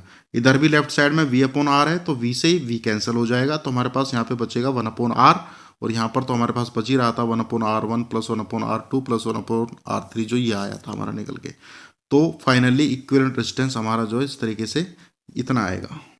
तो ये हमारा फॉर्मूला बन जाता है इक्विवेलेंट रेजिस्टेंस निकालने का जब रजिस्टर हमारे पैरेलल वाले कनेक्शन में जुड़े हुए होते हैं। तो गाइज अगर हम सीरीज और पैरेलल कॉम्बिनेशन के डिफरेंस की बात करें तो हम यहाँ पर देख सकते हैं ये इनके डिफरेंस हैं। फर्स्ट पॉइंट में हाउ इट लुक्स, अभी हमने डिस्कस किया। सीरीज में ये एक लाइन में कनेक्ट होंगे और पैरेलल वाले कनेक्शन में जो है ऊपर नीचे यानी एक के बगल में दूसरा और दूसरे के बगल में तीसरा, इस तरीके के पैटर्न में ये जो है जुड़े हुए होंगे। और जब भी वोल्टेज की बात करेंगे हम, सीरीज में वोल्टेज अलग अलग होगा। R1 अलग वोल्टेज यूज करेगा, R2 अलग वोल्टेज यूज करेगा और R3 जो अलग वोल्टेज यूज करेगा V3। तो टोटल वोल्टेज हम निकालेंगे V = V1 + V2 + V3। और पैरेलल वाले केस में जो वोल्टेज होगा वो पूरे रजिस्टर में सेम वोल्टेज होगा यानी V = V1 = V2 = V3। Current की हम बात करें तो सीरीज में जो करंट आएगा वो सेम रहेगा यानी कि पूरे सर्किट में करंट की वैल्यू सेम रहती है, I = I1 = I2 = I3। लेकिन अगर हम पैरेलल वाले कनेक्शन की हम बात करेंगे, पैरेलल वाले कॉम्बिनेशन की, तो उसमें I की वैल्यू जो होगी तीनों I1 + I2 + I3 इनको जोड़ करके निकाली जाएगी, क्योंकि तीनों रजिस्टर के लिए जो करंट की वैल्यू जो है अलग अलग होती हैं जिसको हम I1, I2, I3 से डिनोट करते हैं। बात करें रेजिस्टेंस की, इक्विवेलेंट रेजिस्टेंस यानी टोटल रेजिस्टेंस अगर हम निकालेंगे सीरीज कॉम्बिनेशन में तीनों रेजिस्टेंस को हम जोड़ देंगे तो हमारा टोटल रेजिस्टेंस निकल आएगा। लेकिन जब भी हम पैरेलल कॉम्बिनेशन में टोटल रेजिस्टेंस निकालेंगे तो हम इस फॉर्मूले को यूज करेंगे। इनके ऊपर बहुत सारे न्यूमेरिकल्स आते हैं जो हम अपनी आने वाली वीडियो में देखेंगे। लास्ट पॉइंट है फीचर के बारे में। सीरीज वाले में क्या होगा, if one component Burns current becomes inactive. अगर एक कंपोनेंट टूट जाएगा तो करंट भी इनएक्टिव हो जाएगा। सीधी सी बात है भाई, जैसे सीरीज कनेक्शन आप देख पा रहे हैं, अगर सपोज ये कनेक्शन टूट गया यहां से तो क्या होगा, करंट बस चला और यहीं तक आया, यानी यहां पे तो करंट जो है आएगा ही नहीं, पहुंचेगा ही नहीं, क्योंकि यहां पर टूट गया। तो यानी सीरीज का कनेक्शन अगर एक बार टूट गया तो क्या होगा, करंट बिकम्स इनएक्टिव, करंट बंद हो जाएगा फ्लो करना। अब पैरेलल कॉम्बिनेशन में अगर कोई भी एक कनेक्शन टूट गया, मान लो ये R3 टूट गया, तो यहां पर हम देख रहे हैं करंट का फ्लो रुक नहीं रहा है, क्योंकि करंट जो है इस रूट से जा रहा है, इस रूट से जा रहा है और इधर आ जाएगा जो है। तो पैरेलल कॉम्बिनेशन में अगर कंपोनेंट बर्न हो जाएगा, current stops only through that branch. मान लो यहां से बर्न हुआ तो इसी ब्रांच में से नहीं फ्लो करेगा, बाकी में तो फ्लो करेगा। चलो ये भी टूट गई तो इस वाली ब्रांच में से करंट फ्लो करेगा, ऊपर वाली में से, इसमें से जो है। तो कुल मिला के बात यह है, पैरेलल कॉम्बिनेशन में क्या होगा, कोई भी कंपोनेंट अगर बर्न होता है, टूट जाता है, जल जाता है, तो उसी कंपोनेंट में से करंट फ्लो नहीं करेगा, बाकी सारे में से करेगा। Rest part will work fine. तो ये इनके दोनों के सीरीज के और पैरेलल कॉम्बिनेशन के फीचर्स हो गए। मुझे उम्मीद है आपको ये समझ में आ गए होंगे। आगे चलते हैं। अब हम जानते हैं एडवांटेजेस के बारे में। जब भी हम एडवांटेज की बात करेंगे तो हमेशा जो है पैरेलल वाले कॉम्बिनेशन का एडवांटेज हमें होता है। कैसे होता है, देखिए फर्स्ट पॉइंट है, in series when resistor fails the circuit is broken and no component works. अभी हमने यहाँ पे सीरीज में देखा था, सीरीज वाले कॉम्बिनेशन में अगर कोई भी कंपोनेंट आपका बर्न हो गया, टूट गया, तो करंट का फ्लो जो है बिल्कुल बंद हो जाता है, रुक जाता है। तो इस तरीके से इसमें कोई फायदा नहीं होता। लेकिन पैरेलल कॉम्बिनेशन में अगर किसी एक ब्रांच में यानी एक रजिस्टर में से जो है करंट फ्लो करना बंद हो गया, यानी वो बर्न हो जाता है, तो बाकी के दोनों में से या अन्य रजिस्टर जितने भी जुड़े हुए हैं, बाकी सारे कंपोनेंट में से जो करंट फ्लो करता है। एक तो हमें ये एडवांटेज हो गया। तो याद रखिएगा, सीरीज में अगर रजिस्टर फेल हो गया तो सर्किट ही टूट जाएगा, करंट फ्लो बिल्कुल बंद, कोई कंपोनेंट वर्क नहीं करता, लेकिन पैरेलल में करता है। Second point is different appliances require different current, thus can not be satisfied in series combination. तो देखिए इसमें हम जो है अलग अलग अप्लायंसेस भी यूज कर सकते हैं, क्योंकि पैरेलल कॉम्बिनेशन में हर एक अप्लायंस जो है अलग अलग करंट को यूज कर रहा है। यहाँ पर आप देखते हैं जैसे ये तीनों रजिस्टर लिए हैं, यहाँ पर तीनों रजिस्टर जो है पैरेलल कॉम्बिनेशन में अलग अलग हैं, R1 R2 R3। तो इनके लिए जो I की वैल्यू यानी करंट की वैल्यू होगी तीनों के लिए अलग अलग है। इसके लिए I1 है, इसके लिए I2 है और इसके लिए I3 है। तो इस तरीके से हम अलग अलग तरीके के अप्लायंस भी इसमें यूज कर सकते हैं, लेकिन सीरीज वाले में हम यूज नहीं कर सकते हैं, क्योंकि इसमें करंट की वैल्यू सेम है। इसमें एक ही तरह के अप्लायंस आप जो है अटैच कर सकते हैं। Third point is total resistance in parallel combination is less as compare to the series combination. तो पैरेलल कॉम्बिनेशन में अगर रेजिस्टेंस हमारा जो है कम होगा तो जाहिर सी बात है पैरेलल वाले कॉम्बिनेशन में करंट का फ्लो अच्छा होगा। अभी हमने पीछे पढ़ा था, अगर रेजिस्टेंस ज़्यादा है तो करंट यानी I की वैल्यू कम होगी, और रेजिस्टेंस कम है तो I की वैल्यू ज़्यादा होगी। तो पैरेलल वाले कॉम्बिनेशन में टोटल रेजिस्टेंस जो होता है सर्किट में कम आता है, तो इसका मतलब इसमें करंट का फ्लो अच्छा होगा। अब बात कर लेते हैं हम heating effects of electric current की। देखिए इसमें क्या है, if a conductor is purely resistive the source of energy continuously get dissipated in form of heat, this is known as heating effect of electric current. आइए समझते हैं इसको। किसी कंडक्टर में जब भी इलेक्ट्रिसिटी फ्लो होती है तो हम जानते हैं इलेक्ट्रॉन का एक स्पेसिफिक डायरेक्शन की तरफ मूवमेंट स्टार्ट हो जाता है। यहाँ पर आप देख पा रहे होंगे कि कंडक्टर है और कंडक्टर में इलेक्ट्रॉन्स का मूवमेंट जो है इस तरफ हो रहा है, और यहाँ पर सर्किट में बैटरी है। देखिए सर्किट में जब भी बैटरी कनेक्ट होगी तो हमारा इसमें से करंट फ्लो करता है इस तरीके से, और ये करंट जो है इस कंडक्टर में से फ्लो करने लगता है। तो ये डायरेक्शन होता है हमारे करंट का सर्किट के अंदर।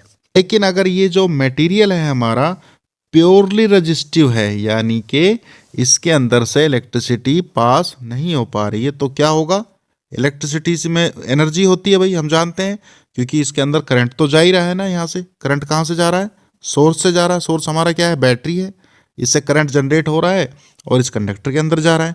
लेकिन ये प्योरली रेजिस्टिव है, इसका मतलब ये इस एनर्जी को रोक रहा है, अपने अंदर एब्जॉर्ब कर रहा है। तो यानी कि ये एनर्जी कहीं ना कहीं से तो फिर निकलेगी, क्योंकि इसको कंटिन्यूस मिल रही है, तो वो एनर्जी निकलती है हीट के फॉर्म में। और इसी इफेक्ट को बोला जाता है heating effect of electric current. आपने देखा होगा वायर बहुत ज़्यादा गर्म हो जाती है कभी कभी, या कोई भी अप्लायंस जो है बहुत ही हीट करने लगता है, गर्म होने लगता है, तो यही कहलाता है heating effect of electric current. तो यहाँ पर देखिए मैं कह सकता हूँ कि जो बैटरी से जो इसमें वर्क किया जा रहा है, इसको जो है करंट की सप्लाई देने के लिए, वो एक तरीके से हमारा हीट के फॉर्म में चेंज हो जाता है। तो यानी work is equal to energy, क्योंकि एनर्जी होती है हमारी उसके अंदर, इलेक्ट्रिसिटी के अंदर, और वो एनर्जी किस रूप में डिसिपेट हो रही है, हमारी हीट के फॉर्म में। इसको मैं एच से लिखता हूँ। तो हमने फॉर्मूला एक पढ़ा था, आपको याद होगा, पोटेंशियल डिफरेंस यानी V is equal to W upon में Q। तो यहाँ पर देखिए W जो हमारा वर्क डन है वो अल्टीमेटली फाइनली हीट के रूप में डिसिपेट हो रहा है, गर्म हो रहा है वायर। तो इस W की जगह मैं यहाँ पर H लिख सकता हूँ, तो मेरा फॉर्मूला हो जाएगा H अपॉन में Q। तो ये मेरा एक फॉर्मूला हो जाता है V is equal to H upon में Q। तो इसी तरीके से हम लिखेंगे V is equal to W upon में Q। ये फॉर्मूला हमें याद है। और वर्क जो हो रहा है यहाँ पर हीट के फॉर्म में आ रहा है निकल करके, तो इस W की जगह हमने यहाँ पे ये H रख दिया। तो फॉर्मूला हो गया V is equal to H upon में Q। V is equal to H upon में Q। तो हमें H निकालना होगा, तो क्या होगा, Q इधर जा करके V से मल्टीप्लाई हो जाएगा, V इंटू Q। तो ये हमारी जो है फर्स्ट इक्वेशन आ जाएगी हीट की। तो एक फॉर्मूला ये हो जाएगा। अब आगे चलते हैं। हमने एक फॉर्मूला पढ़ा था करंट निकालने का, I is equal to Q upon में T। तो देखिए Q जब भी निकालेंगे तो T जो है I से मल्टीप्लाई हो जाएगा, तो हम लिख सकते हैं Q की जगह I इंटू में T। तो यहाँ पर वही काम किया है, ये जो Q आपको नज़र आ रहा है इसकी जगह लिख दिया IT। तो फॉर्मूला हो जाएगा VIT। V को एज इट इज लिख दिया हमने, Q की जगह IT कर दिया यहाँ पे। तो ये फॉर्मूला हो गया H is equal to VIT। यह आपकी हीट की सेकंड इक्वेशन निकल जाती है। तो ये दूसरा फॉर्मूला हो गया।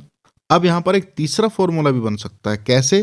क्योंकि VIT लिखा है हमने, V इज इक्वल टू क्या होता है आप जानते हैं, IR। तो V की जगह मैं IR भी लिख सकता हूँ। तो इस V की जगह मैंने लिख दिया यहाँ पे IR। तो फॉर्मूला कैसे आ जाएगा, IR इंटू बचा क्या था IT, ये लिख दिया। तो I जो होगा I से मल्टीप्लाई हो जाएगा, तो आ जाएगा I स्क्वायर, और बचा क्या R और T, इसको हमने साइड में लिख दिया। तो एक फॉर्मूला ये भी हो जाता है, H is equal to I square into में आर टी। आर क्या है पता है आपको, रेजिस्टेंस है, और टी आपका क्या है, टाइम है। तो ये एक तीसरा फॉर्मूला हो जाएगा हीट का। तो देखिए ये सारे फॉर्मूले हैं, इनके ऊपर बहुत सारे न्यूमेरिकल्स पूछे जाते हैं, जिनको हम अपनी अगली वीडियो में डिस्कस करेंगे। अच्छा, फाइनली इसकी एसआई यूनिट भी देख लीजिए, वो तो रह ही गई है। हीट की एसआई यूनिट होती है जूल। तो जब भी हम जो है मेजरमेंट करेंगे हीट का, वो हमेशा जूल में करेंगे। देखिए जूल में हम किस किस का करते हैं, वर्क का भी मेजरमेंट करते हैं, एनर्जी का भी करते हैं, और अब हम देख रहे हैं हीट को भी हम जूल में ही मेजर करेंगे। तो ऐसा यूनिट जब भी होगी हीट की, वो आप जूल लिखेंगे। आगे चलते हैं। अब हम जान लेते हैं जूल्स लॉ ऑफ हीटिंग के बारे में। फॉर्मूला हमें पता है, H is equal to I square R into T, अभी अभी हमने देखा। तो जूल्स लॉ के 3 पॉइंट्स हैं, इनको आप याद रखिएगा। ये कहता है heat produced in a resistor is, first point, directly proportional to square of the current. तो यहां पर हम देख रहे हैं स्क्वायर है यहां पर, तो H जो है हमारी डायरेक्टली प्रोपोर्शनल हो जाएगी आई स्क्वायर के, स्क्वायर ऑफ द करंट। फॉर्मूले से भी हम साफ इसको देख देख के लिख सकते हैं। Next point is directly proportional to resistance. देखिए यहां पर R भी मौजूद है, तो हीट और R के रिलेशन को हम लिखेंगे H is directly proportional to R, यानी R ज़्यादा, रेजिस्टेंस ज़्यादा होगा जितना, उतनी हीट होगी। क्योंकि रेजिस्टेंस ज़्यादा होगा तो उसमें करंट रुक जाएगा, और करंट उसमें रुक जाएगा, इकट्ठा हो जाएगा, तो उसमें से हीट निकलने लगती है। तो R के डायरेक्टली प्रोपोर्शनल होता है। रेजिस्टेंस अगर कम होगा तो हीट भी कम निकलेगी। ऐसे ही आई स्क्वायर, करंट जितना ज़्यादा होगा हीट निकलने के चांस भी उतने ही ज़्यादा होंगे, हीट उतनी ही ज़्यादा निकलेगी। करंट कम होगा तो हीट भी कम निकलेगी। तीसरा पॉइंट है directly proportional to the time. तो देखिए तीसरा हमें टी दिख रहा है, तो ये भी डायरेक्टली प्रोपोर्शनल है। तो H is directly proportional to the time. Time क्या है? For which the current flows through the resistor. तो जितने टाइम के लिए उस रजिस्टर में से करंट फ्लो करता है वो डायरेक्टली प्रोपोर्शनल होगा। यानी टाइम ज़्यादा लगेगा, जितना ज़्यादा उतना ही वो हीट ज़्यादा होएगा। थोड़ा टाइम लगेगा तो कम हीट होगा, ये तो हम जानते हैं भाई। ज़्यादा देर तक जो है रजिस्टर रोक के रखेगा तो गर्म होने लग जाएगा अप्लायंस जो है, और अगर कम टाइम के लिए तो कम ही गर्म होगा। तो ये 3 फैक्टर्स हैं जिन पर जो है हीट डिपेंड करता है। तो इसको याद रखिएगा, न्यूमेरिकल्स इस पर भी आते हैं। Next is applications of heating effects of electric current. अब देखिए इनके कुछ एप्लीकेशंस भी हैं, कुछ यूजेस भी हैं जिसमें ये हीट इफेक्ट को यूज किया जाता है। First one is heating effect is desirable in devices like electric heater. देखिए हीटर गर्म करने के काम आता है। अब कंडक्टर की जो है इस रजिस्टर की इस प्रॉपर्टी को यूज किया जा रहा है। देखिए जब हीटिंग इफेक्ट आ सकता है तो उसको यूज कर सकते हैं भाई। कैसे? हीटर के रूप में हम यूज कर सकते हैं। सर्दियों में हमें ठंड लगती है तो हीटर से गर्मी होती है। इलेक्ट्रिक आयरन, अब भैया हम कपड़ों में प्रेस करते हैं, उसमें भी गर्मी की ज़रूरत होती है, तो इस इफेक्ट का यूज़ प्रेस में भी किया जाता है। कपड़ों को प्रेस करने के लिए उसको आयरन बोलते हैं, इलेक्ट्रिक आयरन। इलेक्ट्रिक बल्ब में भी यूज़ होता है। पहले क्या अक्सर होता था, अब तो ट्यूबलाइट ज़्यादा जलती हैं। पहले बल्ब हुआ करते थे 100 वाट का, 60 वाट का, इस तरीके से 150 वाट का ये पावर होती थी इलेक्ट्रिक बल्ब की। तो बल्ब जब जलता था तो पूरी हीट जनरेट होती थी, कमरा जो गर्म हो जाता था बल्ब से। तो रात को ठंड में बहुत से लोग पहले क्या है बल्ब को जलाकर ही सोते थे। नेक्स्ट है इलेक्ट्रिक फ्यूज। इलेक्ट्रिक फ्यूज क्या है? ये हमारे इलेक्ट्रिक सर्किट में सेफ्टी का काम करते हैं। Second point is in electric bulb most of the power consumed by the filament appears as heat. देखिए बल्ब जब भी जलता है तो फिलामेंट में हीट निकलती है, वो ग्लो करने लगता है। And a small part of it is radiated in the form of light. ये मैंने भी बताया आपको। तो इसमें से क्या है, हीट जो है लाइट के फॉर्म में रेडिएट होती रहती है, निकलती रहती है। तो ये कुछ यूजेस हैं हीटिंग इफेक्ट के। Next is filament of electric bulb. थोड़ा सा इसको देख लेते हैं डिटेल में। इसमें आप देख सकते हैं ये आपका फिलामेंट है। बल्ब इस तरीके का होता है, आप सभी ने देखा होगा। फिलामेंट आपको नजर आ रहा है जो जलता है, ग्लो करता है। First point is filament of electric bulb is made up of tungsten. तो ये जिस मटेरियल का बना होता है फिलामेंट वो होती है tungsten. As it does not oxidise readily at high temperature. Tungsten की खासियत ये होती है कि हाई टेम्परेचर पर ये जो है ऑक्सीडाइज नहीं होती है। Second point is it has high melting point, यानी कि 3380 डिग्री सेल्सियस। ये इसका मेल्टिंग पॉइंट है जो कि बहुत ही ज़्यादा हाई होता है। Third point is the bulbs are filled with chemically inactive gases like nitrogen and argon. इसके अंदर गैस भी भरी जाती है, नाइट्रोजन और आर्गन। क्यों भरी जाती है? ताकि ये फिलामेंट जो है काफ़ी समय तक सुरक्षित रहे। तो these gases are used to prolong the life of filament. तो इस तरीके से जो बल्ब का फिलामेंट होता है ये काम करता है। इसकी ये प्रॉपर्टीज़ होती हैं। इसका हाई मेल्टिंग पॉइंट होता है जिसके कारण क्या होता है, इलेक्ट्रिसिटी इसमें जाने से ये जल्दी पिघलता नहीं है। नाउ अब समझते हैं हम फ्यूज़ के बारे में। ये फ्यूज़ किस तरीके से काम करता है। देखिए कुछ इस तरीके के ये फ्यूज़ होते हैं, आपने देखे भी होंगे एमसीबी वगैरह, ये सारे फ्यूजेस ही होते हैं। इनका क्या काम होता है? First point is it is a safety device. ये सेफ्टी डिवाइस के रूप में यूज़ होते हैं। जो हमारे इलेक्ट्रिकल अप्लायंसेस होते हैं जैसे बल्ब हो गया, पंखा हो गया, इनको जो है फूंकने से बचा देते हैं। और ये कैसे बचाते हैं? ये करंट के फ्लो को जो है तुरंत रोक देते हैं। जब भी कोई शॉर्ट सर्किट होता है, किसी सर्किट में स्विच बोर्ड में पानी चला जाए तो उसमें शॉर्ट सर्किट हो जाता है, या ओवरलोडिंग हो जाए। ओवरलोडिंग मतलब अगर किसी भी स्विच की कैपेसिटी है 10 एम्पियर और आपने उसमें लोड दे दिया पूरा जो है 20 एम्पियर का, तो क्या होगा, वो फेल हो जाएगा सर्किट, और उस केस में क्या होगा, एमसीबी हमारी नीचे की तरफ गिर जाती है, यानी वो करंट का फ्लो को रोक देती है और कोई डैमेज होने से बचा देती है, ताकि और कोई दुर्घटना ना हो।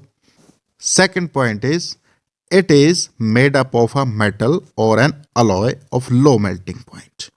देखिए यहाँ पर हमें ज़रूरत क्या है, करंट के फ्लो को रोकने की, तो मेल्टिंग पॉइंट हमें लो लेना पड़ेगा, ताकि जैसे टेम्परेचर ज़्यादा बढ़ेगा वो जल्दी से मेल्ट हो जाए। एग्जाम्पल है एसएन, एसएन हमारी क्या है, टिन, सीयू कॉपर, और एल है आपका एल्यूमिनियम। सो इन मेटल्स का जो है ये फ्यूज बनाया जाता है। Next one is fuse is always connected in series with live wire. देखिए हमेशा ये जो फ्यूजेस जो हैं ये एक सीरीज में कनेक्ट किए जाते हैं, यानी कि इसका फ्यूज उड़ेगा तो क्या होगा, करंट का फ्लो जो होगा ये तुरंत रुक जाएगा, और यहाँ जो आपके घरों में पंखा, टीवी, फ्रिज वगैरह जो भी होगा वो फूकने से भी बच जाता है। तो ये फ्यूज जो होता है इस तरीके से सेफ्टी का काम करता है हमारे घरों के अंदर। चलिए अब हम जानते हैं इलेक्ट्रिक पावर के बारे में। आपने 9th क्लास में भी थोड़ा बहुत इसके विषय में पढ़ा होगा, तो एक बार हम फिर से देख लेते हैं। It is the rate at which electric energy is consumed और dissipated in an electric circuit. एक डेफिनेशन तो ये हो गई, ये एक रेट होती है इलेक्ट्रिक एनर्जी के कंजम्पशन की। Second point is electric power is defined as the electric energy consumed per unit time in an electric circuit. तो सीधी सी बात है, इलेक्ट्रिक पावर को हम कह सकते हैं it is the electric energy consumed per unit time, यानी समय के साथ जो इलेक्ट्रिक एनर्जी कंज्यूम की जाती है वही पावर कहलाती है। तो फॉर्मूला हमारा हो जाएगा P is equal to E upon T, तो यानी कि एनर्जी अपॉन टाइम। एनर्जी को मैं हीट के रूप में भी लिख सकता हूँ, क्योंकि यहाँ पर हीट के रूप में भी डिसिपेट होती है, तो I can also write as H upon में T। अब देखिए H यानी हीट का एक फॉर्मूला हमने पढ़ा था VIT पिछली स्लाइड्स में, तो इस H की जगह मैं VIT लिख सकता हूँ, तो फॉर्मूला बन जाएगा VIT अपॉन में T। तो T से T कैंसिल, तो बच गया VI, तो P is equal to VI एक फॉर्मूला मेरा पावर का ये भी हो जाता है। इसके ऊपर भी न्यूमेरिकल पूछे जाते हैं। अब V है, चूंकि V is equal to IR होता है, अब आप जानते हैं, तो इस V की जगह IR लिखा, तो P is equal to IR into I लिख दिया मैंने। तो अब I और I मल्टीप्लाई होके I स्क्वायर आ गया, और R बचा वो हमने साइड में लिख दिया, तो P is equal to I square into R। तो एक फॉर्मूला पावर का ये भी हो जाता है। और पावर की जब भी यूनिट लिखनी होगी, आप जानते हैं पावर की यूनिट होती है वाट, तो हमेशा ऐसा यूनिट जब भी लिखने के लिए क्वेश्चन आए एग्जाम में आप लिखेंगे वाट। इसी तरीके से थोड़ा सा और अगर हम आगे देखें, P is equal to VI होता है। अब I की जगह हम V अपॉन R भी लिख सकते हैं। देखिए यहाँ पर P is equal to VI, अब V को V रखा हमने, इनटू में I की जगह हम लिख सकते हैं V अपॉन में R। तो फॉर्मूला देखिए चौथा भी बन जाएगा यहाँ पर, तो P is equal to V into V, ये आ जाएगा V स्क्वायर, और नीचे है RV स्क्वायर अपॉन में R। ये देखिए ये आपका फोर्थ फॉर्मूला आ जाएगा। तो ये पावर के 4 फॉर्मूले हैं, इनके बेस पर जो है न्यूमेरिकल्स पूछे जाते हैं। आगे चलते हैं, कमर्शियल यूनिट ऑफ एनर्जी। अभी तक हमने पावर की ऐसा यूनिट देख ली, वाट होती है। अब एनर्जी की कमर्शियल यूनिट देखिए, हम एनर्जी की कमर्शियल यूनिट होती है किलोवाट आवर। जब भी लिखने को आए ये आप आंसर में ये लिखेंगे किलोवाट आवर, हमेशा याद रखिएगा इसको, ये कहलाते हैं कमर्शियल यूनिट। जब किलोवाट आवर की 1 वैल्यू ली जाती है, यानी 1 किलोवाट आवर लिया जाता है, उसी को हम बोलते हैं 1 यूनिट ऑफ इलेक्ट्रिकल एनर्जी। अब हम निकालते हैं इस कमर्शियल यूनिट के अंदर कितनी एनर्जी होती है, उसको कैलकुलेट करेंगे। देखिए 1 किलोवाट आवर हमने लिया, इसको हमने खोल के लिख दिया। 1 किलोवाट को हमने वाट में चेंज करा तो 1000 वाट लिखा। क्यों लिखा? क्योंकि 1 किलोवाट में 1000 वाट होते हैं। जहाँ पर भी किलो की बात या छोटे के की बात आ जाए तो समझ लो वहाँ पर आपको उसको ओपन करने के लिए 1000 से मल्टीप्लाई करना होगा। तो इसी तरीके से हमने 1 किलोवाट को 1000 से मल्टीप्लाई कर दिया। फिर है आवर, आवर में 3600 सेकेंड होते हैं, तो हमने इस आवर की जगह लिख दिया 3600 सेकेंड्स। अब इन दोनों को मल्टीप्लाई करा तो हमारे पास वैल्यू आ जाती है इतनी। इसको हम पॉइंट फॉर्म में लिखेंगे, 3.6 इंटू 10⁶ जूल। तो 1 किलोवाट आवर में जितनी एनर्जी आती है वो हमने लिख दी यहाँ पर, इतने जूल की एनर्जी 1 किलोवाट आवर में होती है। सो गाइस, ये था आपका करंट इलेक्ट्रिसिटी। मुझे उम्मीद है आपको ये वीडियो ज़रूर अच्छी लगी होगी और आपको ये पूरे कंसेप्ट भी समझ में आए होंगे। अगर कोई डाउट अब भी रह गई हो किसी की तो वो मुझे कमेंट बॉक्स में लिख दे, उसको मैं बाद में क्लियर कर दूंगा। अब हमारी आने वाली वीडियो होगी इस चैप्टर के बेस पर न्यूमेरिकल्स की। हम अगली वीडियो में उन न्यूमेरिकल्स को डिस्कस करेंगे। तो गाइस, टिल देन अपना ध्यान रखें, टेक केयर, बाय बाय।